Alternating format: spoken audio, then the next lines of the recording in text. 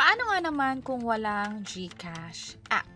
Pwede pa rin ba akong makapagbayad ng niloan ko sa GCash para nga naman makaiwas sa penalty or past due? At pwede rin kaya makakuha ng cashback or refund mula dito? Tara, pag-usapan natin. By the way, kung first time mo sa channel natin, gusto mo pa ng mga online tutorial videos katulad nito, please click the subscribe button. Kung sakaling walang GCash app, hindi ito ma-access or naka-on hold, meron pang ibang option para magbayad ng G-loan natin. At kapag nakapagbayad tayo ng on time, walang penalty, kung advance pa tayo nakapagbayad, pwede makakuha ng cashback na katulad nito. Pero tandaan lang natin na unlike sa GCash na instant yung pag-reflect ng payment, katulad nito, sa ibang institution or ibang payment options, possible umabot ng 1 business day.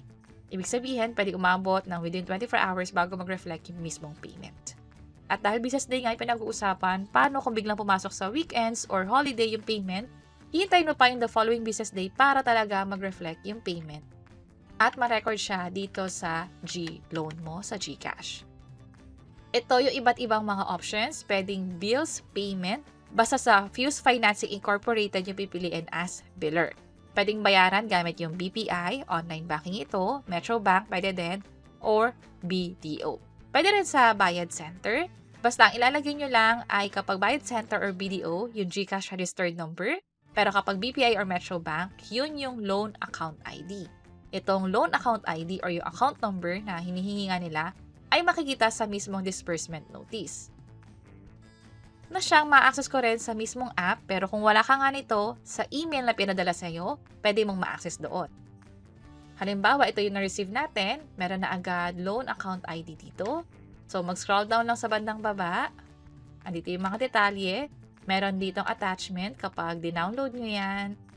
I-enter yung password. Paano malaman yung password? Kasama rin yan sa email. Andito na yung loan account ID, which is kapareho nung nasa app. Andito rin yung due date o kung kailan ba dapat siya bayaran. Dito sa isang attachment yan makikita. Ito yung breakdown ng kada buwan at magkano rin yung amount. Magpakita tayo ng isang halimbawa. Ito yung sa BPI kung saan ang pinili ko ay yung Fuse Lending. Katulad nito, piliin ko yung isang bank account and then pay bills tayo. And then enter details manually. Tap natin yung biller. I-type dito yung Fuse Lending, which is ito na nga siya. And then, enter lang yung reference number or yung loan account ID.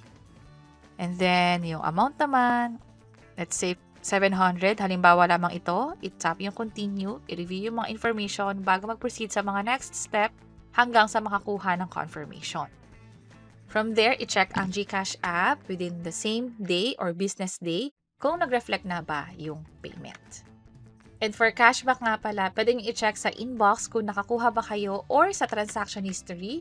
Makikita nyo rito kung kailan ba o at anong oras pumasok yung refund from your G-loan kung sakaling nag-advance full payment kayo.